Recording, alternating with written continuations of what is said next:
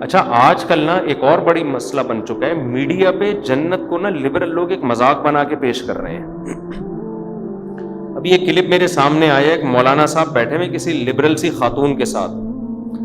وہ مولانا صاحب سے کہہ رہی ہے کہ آپ لوگ کہتے ہیں جنت میں مرد کو 72 حوریں ملیں گی اور یہ ہوگا اور اتنے آدمیوں کے برابر، یہ تو عیاشی ہے، یہ تو عیاشی ہے. اور مولانا صاحب ڈیفائن کر رہے ہیں کہ وہ کہہ رہی ہے ہمیں کیا ملے گا. وہ بتا رہے ہیں کہ آپ جنت میں اگر جائیں گی تو حوروں کی سردار ہوں گی، اور پھر میمز بنی ہوئی ہیں اس پہ لوگ مذاق اڑا رہے ہیں. مولانا صاحب اگر میری بات ان تک پہنچ جاتی ہے نا، میں ان سے کہتا کہ آپ کو ان کے سامنے بیٹھنے کی ضرورت کیا ہے. میں سمجھا پا رہا ہوں اپنی بات؟ آپ کیوں مذاق اڑوا رہے ہو؟ ہر آدمی اس قابل نہیں ہوتا کہ علماء اس کے پاس بیٹھ کر اپنی علمیت کا جنازہ نکلوائیں، اپنے آپ کا مذاق اڑوائیں. کیا ضرورت ہے آپ ایک بال کھلے ہوئے ایک عورت کے اور لبرل انٹی ہے اور اس کے ساتھ بیٹھ کے آپ بولو بھائی محترمہ آپ کو اگر جنت سمجھ میں نہیں آتی تو آپ جاؤ جہنم میں، ہمیں کوئی شوق. ان کو دلائل نہیں دینے چاہیے، اس سے تو آپ اور مذاق اڑوا رہے ہیں. بات اس سے کی جاتی ہے جو بات سمجھنا چاہتا ہو، جو بات سمجھنا چاہتا ہو. ہر معترض کے اعتراض کا جواب نہیں. ہمیں کتنی دفعہ ٹی وی میں بلایا گیا فلاں کے سامنے بیٹھنا ہے، میں نے کہا میں بیٹھوں گا ہی نہیں فلاں کے سامنے، میں اپنی بے عزتی کے لیے بیٹھوں فلاں کے سامنے. آپ کہہ سکتے ہو اس کا مطلب آپ کے پاس دلائل نہیں ہے تبھی آپ کو بے عزتی. دلائل ہیں، سامنے والا اس میں نہ سمجھنے کی صلاحیت ہے نہ وہ سمجھنے کے لیے بیٹھا ہے، وہ بیٹھا ہی مذاق اڑانے کے لیے. جنت جیسی حسین چیز کا جس کو اللہ اتنے ہی ہائی لائٹ کر رہا ہے، اتنا پروٹوکول دے رہا ہے، آپ اس کو مذاق بنا رہے ہو. یہ تو خدا کے غضب کو دعوت دینے والی بات ہے. ایسے لوگوں کو تو اللہ لازمی جہنم میں ڈالے گا کہ تم تو نہ صرف یہ کہ انکار کرتے تھے، تم تو اس جنت کا مذاق اڑایا کرتے تھے. آج تم کیسے مجھ سے یہ جنت مانگتے ہو؟ تو یہ جو بعض مولانا ٹائپ کے لوگ اس طرح لبرل انٹیوں کے سامنے بیٹھ کے ڈیبیٹ شروع کر دیتے ہیں، یہ بالکل غلط طریقہ ہے. کوئی علمی بحث ہو، کوئی اس میں کوئی ٹاک شوق ہو تو ٹھیک ہے، لیکن اس طرح سے جا کے مذاق اڑوانا. اب انہوں نے جب یہ کہا کہ آپ ان جنتی عورتوں کی سردار ہوں گی تو لوگ ہنس رہے ہیں اس پہ. پہلی بات یہ کیوں سردار ہوگی؟ اس میں کیا سرخاب کے پر لگے ہوئے ہیں؟ اس میں کیا ہے یہ کیوں سردار ہوگی جنت؟ خیر انہوں نے تو یہ کہا تھا اگر یہ جنت میں چلی جائے. یہ بہت زیادہ اعتراض کیا جاتا ہے کہ جنت میں عیاشی ہے، 72 حوریں مردوں کو ملیں گی، یہ تو عیاشی ہے، شراب اور یہ. تو بھائی ہم کب کہہ رہے کہ عیاشی نہیں ہے؟ جنت تو چیز ہی کیا ہے؟ عیاشی کی تو جگہ ہے وہ. اس میں کون سی ایسی کنفیوژن کی بات ہے؟ یہ تو جنت کا حسن ہے کہ عیش و عشرت کی جگہ ہے. اور یہ جو اعتراض فضول قسم کا کہ عورتوں کو کیا ملے گا جب مردوں کو حوریں مل رہی ہیں، کوئی جنت جو عورت شریف ہوتی ہے وہ ایک سے زیادہ مرد کی متلاشی بولو وہ ہوتی نہیں ہے. آپ کو یہ کہنا چاہیے کہ محترمہ آپ کو اگر ایک ٹائم پہ 2 مردوں کا شوق ہے تو ایسی گھٹیا عورتیں جنت میں جائیں گی، ان میں شریف عورتیں جائیں گی. شریف عورت کی کبھی خواہش نہیں ہوتی کہ میرے ایک سے زیادہ میاں ہوں. عورت بائی نیچر ایک مرد چاہتی ہے، بائی نیچر. نیچر ہی بگڑ جائے تو ایک نیچر بگڑ جائے تو پھر عورت کو عورت بھی چاہیے نا. پھر تو وسیم کو ستار کو سبکتگین کو عبدالشکور کو. یہ تو انگریزوں میں ہو رہا ہے نا. ارے انگریزوں میں جب بچہ بالغ ہوتا ہے تو پھر پوچھتے ہیں بیٹا میل چاہیے کہ فیمیل، بہو کس کو بنا کے لاؤں، فیمیل کو بہو بناؤں یا میل کو. جب فطرت مسخ ہو جائے تو پھر تو اب آپ کہو کہ ایک آدمی کو شوق ہی میلز کا ہے. اب وہ کہہ رہے جنت میں جنتیوں کو حوریں ملیں گی، مجھے تو شوق ہی میل کا ہے، مجھے کیا ملے گا؟ تو پہلے یہ تو ثابت کر تجھے جنت بھی ملے گی کہ نہیں ملے گی؟ بھائی ایسے لوگوں کو جنت ملے گی نہیں جو فیمیل کے بجائے کس کا شوق رکھتے ہوں. یہ تو لوط علیہ السلام کی قوم والے لوگ ہیں، ان کو تو اللہ نے آسمان پہ اٹھا کے الٹا دے کے پٹک کے ہلاک، ان پہ تو غضب ہوگا. تو جہنم میں جائے گا، پھر تیری چوائس ہے وہاں میل کو کے پیچھے بھاگ یا فیمیل کے پیچھے بھاگ.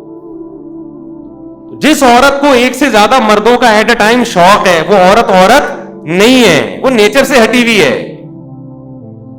جانوروں میں دیکھ لو نا اس کی مثالیں، جانوروں میں آپ اس کی مثالیں دیکھ لیں.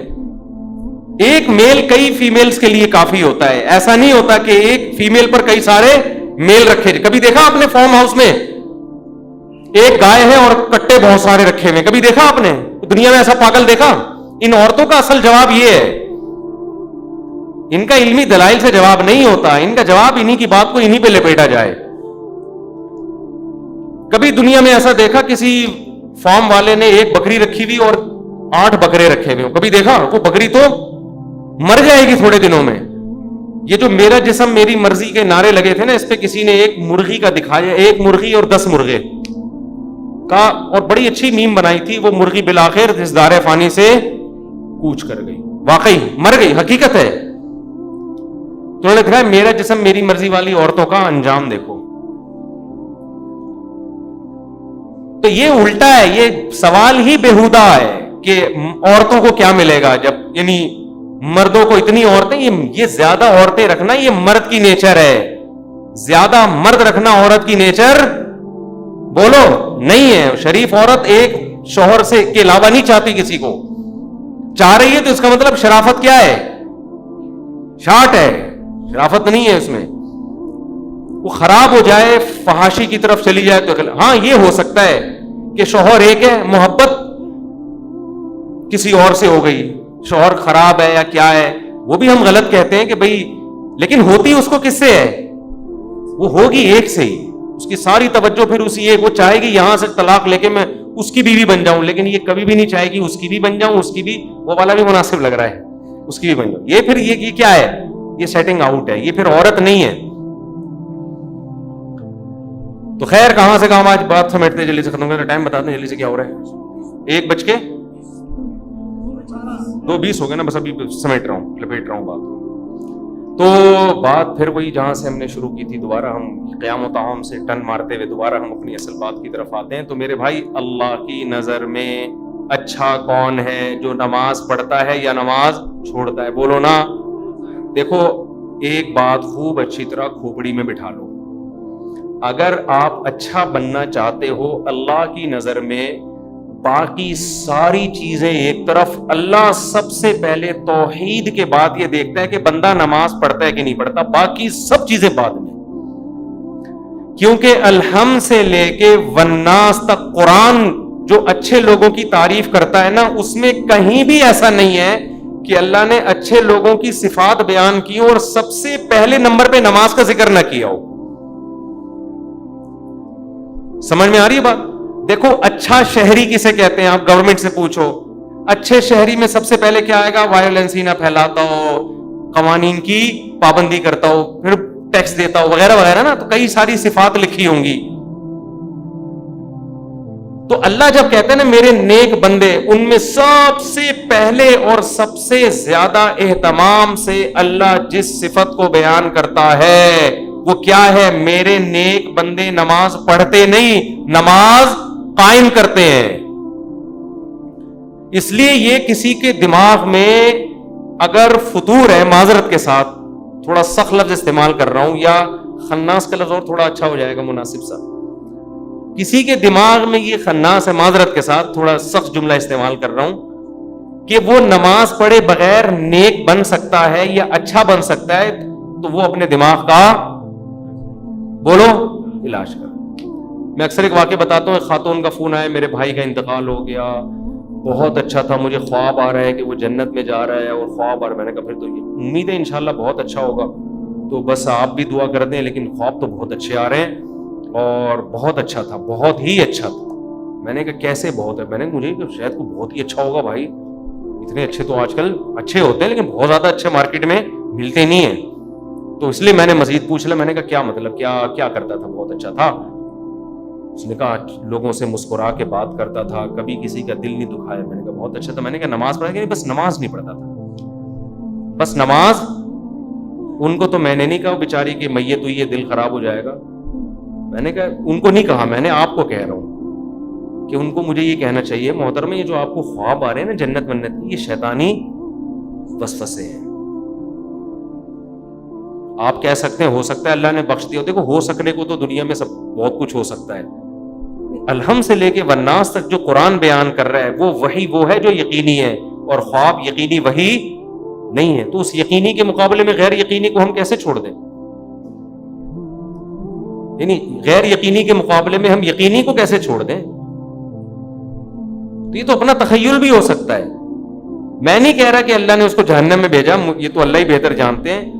بے نمازی کے لیے اللہ نے قرآن میں کہیں بھی رحمت کا، مغفرت کا تذکرہ بولو نہیں کہ. ایک حدیث سنا کے بیان ختم کرتا ہوں.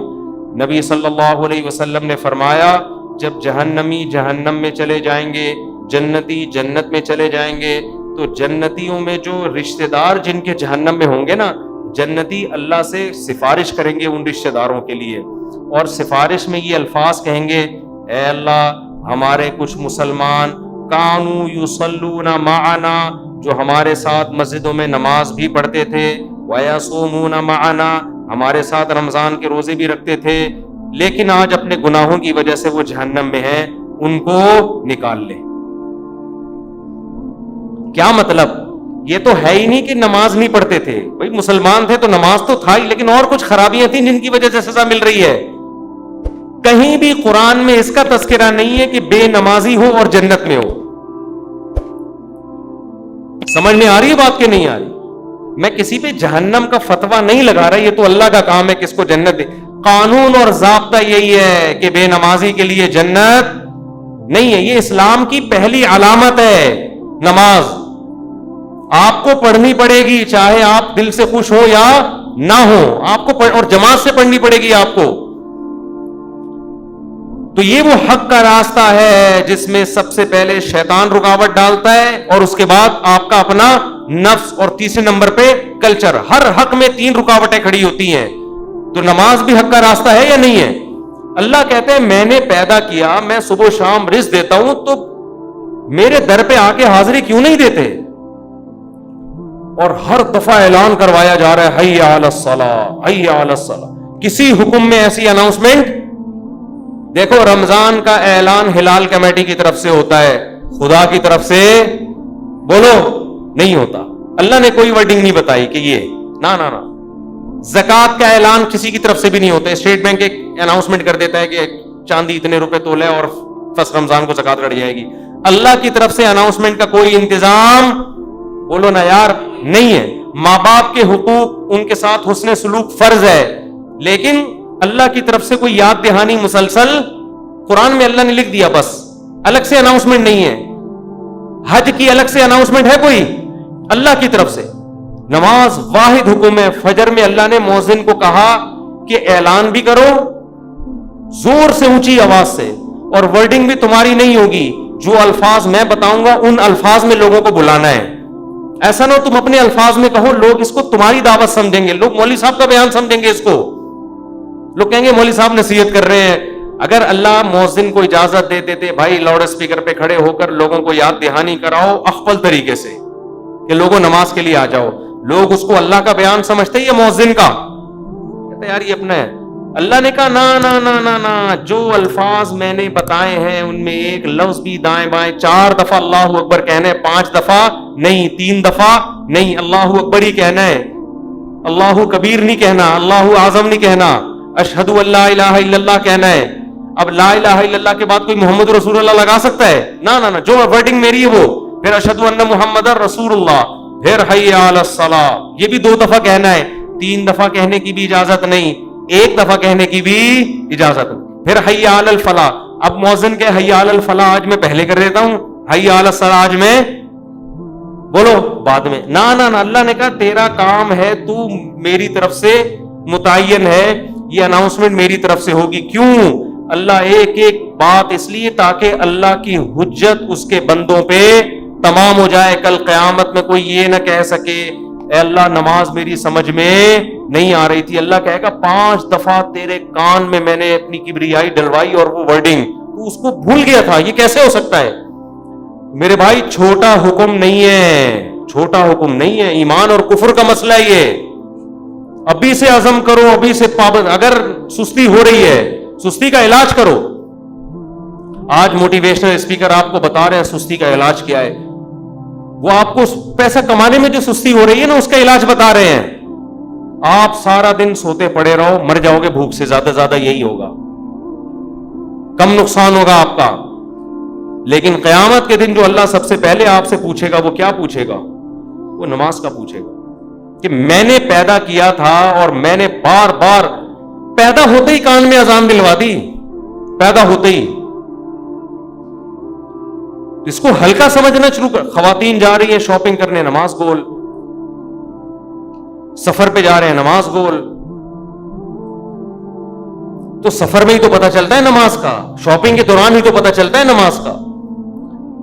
تو آج سے عزم کرو میرے بھائی.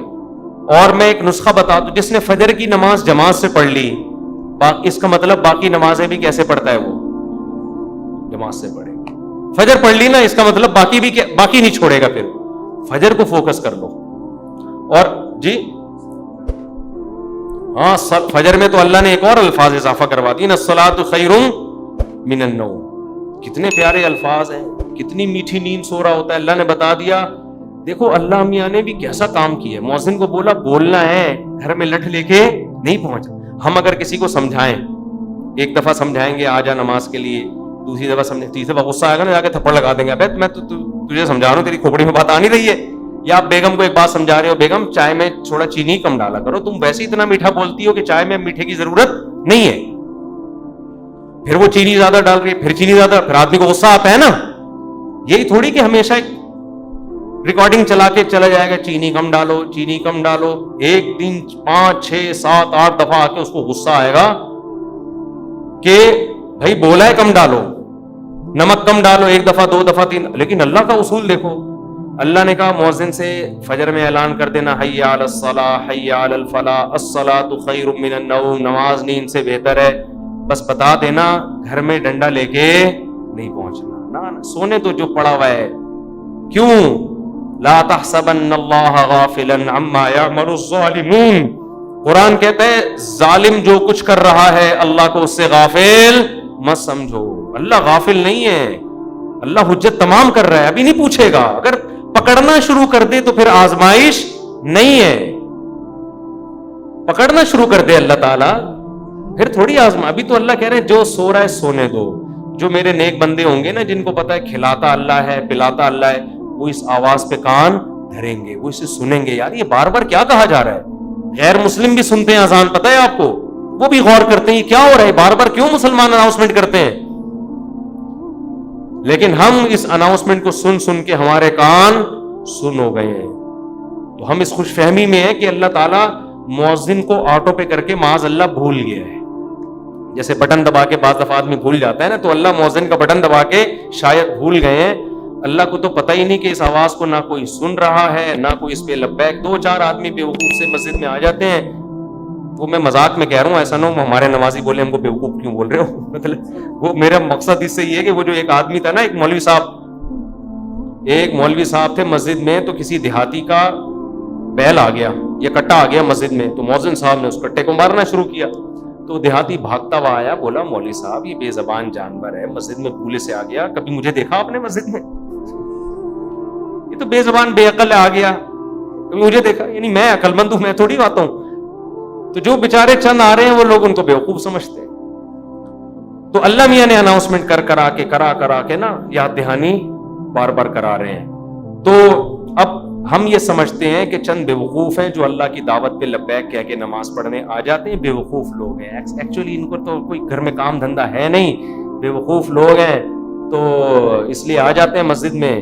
اصل تو جن کا قوم کے وسیع تر مفاد میں ابھی کام کرنا ہے، ایکچولی ترقی کرنی ہے، بزنس کرنا ہے، ایجوکیشن ہے، کل پیپر ہے، وہ اگر فجر میں اٹھیں گے تو پیپر کی نیند پوری نہیں ہوگی، پیپر میں پیچھے رہ جائیں گے. جب رمضان کا روزہ غامدی صاحب کے نزدیک پیپر کی وجہ سے چھوڑنا جائز ہے تو فجر کی نماز کی کیا اوقات بنتی ہے؟ تو ایکچولی کر کے ایک دن موت کا فرشتہ آئے گا، بولے گا چل پتلی گلی سے نکل. پھر آدمی کہے گا میرا پلاٹ، میری جائیداد، میرا گھر، یہ سب ختم. تبلیغ جماعت میں وہ ہے نا حضرت مولانا کیا نام ہے ان کا، جو اجتماع میں بڑا اچھا بیان کیا تھا، انہوں نے بڑی پیاری بات کی، مولانا عباد اللہ صاحب، بڑی پیاری بات کی انہوں نے بیان میں، کہ لوگ کہتے ہیں ہم تبلیغ میں وقت لگائیں گے جب ہم سیٹ ہو جائیں گے. اس طرح لوگ کہتے ہیں ہم دین کی طرف یا نماز کی طرف آئیں گے جب ہم کیا ہو جائیں گے، ذرا سیٹ ہو جائیں. یار ایک فکروں سے تو آزاد ہوں، ابھی تو شادی بھی ہے، پہلے جاب ہے، پھر بزنس ہے، اب سیٹ ہو جائیں گے نا سارے کاموں سے. وہ کہتے ہیں آدمی سیٹ کبھی بھی نہیں ہوتا. وہ سیٹ کیسے ہوتا ہے؟ انہوں نے بڑی پیاری مثال دی. ایسے سیٹ ہوتا ہے کہ وہ کہتا ہے میں سیٹ ہوں گا, ہو نہیں رہا, ایک مسئلے کے بعد دوسرا مسئلہ, دوسرے کے بعد تیسرا مسئلہ, ہوتے ہوتے ایک دن موت کا فرشتہ آتا ہے اور بالآخر اس کو قبر میں اتار دیتا ہے. پھر اس کے رشتہ دار اس کو قبر میں اتارتے ہیں اور دیکھتے ہیں اس کو قبلہ رخ کر کے ذرا صحیح طرح سے لٹاؤ. صحیح طرح سے لٹانے کے بعد پھر کیا کہتے ہیں؟ اب سیٹ ہے. مردے کو کہتے ہیں نا اب یہ کیا ہے؟ اب سیٹ ہے, اب مٹی ڈال. اس سے پہلے پتھر نہیں رکھتے قبر میں جب تک مردہ سیٹ. بھائی مردہ ٹیڑھا میڑھا قبر میں پڑا ہوگا تو کوئی مٹی ڈالتا ہے؟ پہلے سیٹ کرتے ہیں نا اس کو. تمیز سے سیٹ کرنے کے بعد سب بیک زبان بولتے ہیں گورکن سے, اب پتھر رکھ دو. اب کیا ہے؟ اب سیٹ. اب سیٹ ہوا ہے. لیکن اب سیٹ ہونے کا فائدہ بولو. اب نہ تیرے قبر میں اذان کی آواز آئے گی تجھے, نہ کوئی الصلاۃ خیر من النوم سمجھائے گا, اور تیری جائیدادوں کو پیچھے لوگ کرنے والا سمجھ کے اڑ رہے ہوں گے. 2-4 دن یاد کریں گے ہمارے ابا نے ہمارے لیے بحریہ ٹاؤن میں کتنا اچھا پلاٹ بنایا, ہمارے ابا بہت اچھے تھے, کیوں چلے گئے دنیا سے. 3-4 دن کے بعد ویلیاں لگاتے ہوئے پھر رہے ہوں گے آپ کے بچے, کون سے ابا کہاں گئے کیا ہوا, کوئی نہیں یاد کرے گا میرے بھائی. 4 دن میں سب بھول بھلائیاں. اور اولاد کو دین نہیں سکھایا وہ تو چوتھے دن ہی بھول جاتی ہے. دین سکھایا تو کم از کم موت تک دعاؤں میں یاد رکھ رہے ہوتے ہیں.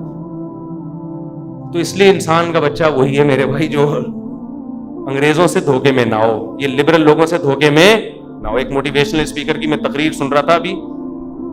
کبھی کبھار میں سنتا نہیں ان کی تقریریں, کلپ سامنے آ جاتے ہیں نا, شارٹ کلپ آج کل 1-2 منٹ کے آ رہے ہیں. تو میرے سامنے کلپ آ گیا, اس نے تقریر میں کہا کہ خدا جو ہے نا, خدا یہ ہمارا بلیو ہے, یہ کوئی ریئلٹی نہیں ہے. ریئلٹی وہ ہوتی ہے جو سائنس ثابت کرے,